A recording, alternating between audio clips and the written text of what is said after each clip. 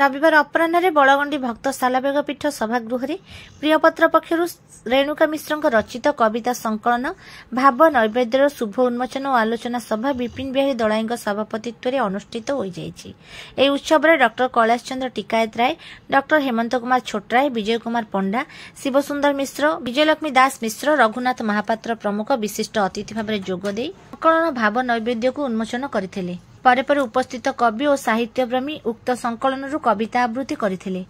प्रियपत्रर संपादक विपिन बिहारी दलाई अतिथि मानक स्वागत करथिले।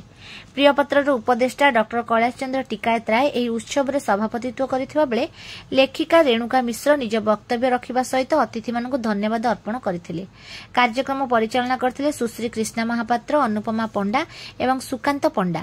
अन्य मानक मध्य अवनीश रथ, बलभद्र पूजा पंडा, डॉक्टर अशोक मिश्र, जानकी वल्लभ दास, अशोक महांती, महेश्वर जेना, उमाकांत महापात्र, बलभद्र उमेश दास, आशालता प्रधान, अनाम साहू, सहदेव साहू, सदाशिव मिश्र, रामेश्वरी सामंतराय, चंद्रमणि दास, रचिता राउतराय, चारुलता मिश्र, मीनाक्षी मिश्र, मंजुश्री रथ, निवेदिता साहू, जोगेश्वर नायक और सत्यभामा नायक प्रमुख जोग देथिले। शेष संपादक विपिन बिहारी दलाई धन्यवाद अर्पण करथिले।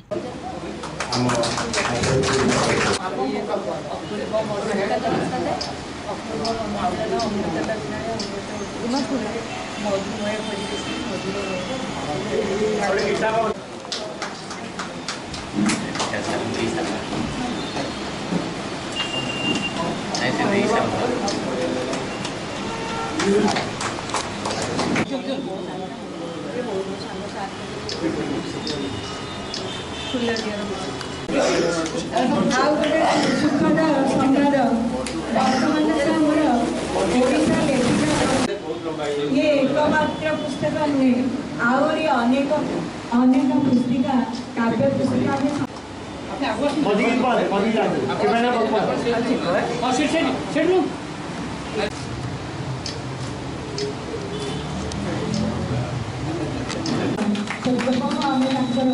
उपलब्धि अनुभव करूँ। तेणु बर्तमान आमर समस्त महान